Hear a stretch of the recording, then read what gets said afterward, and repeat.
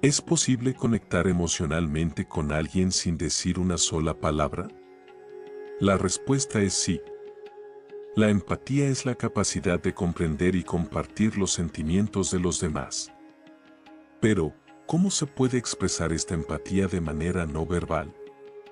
A través de gestos, expresiones faciales y acciones que demuestren que realmente te importa.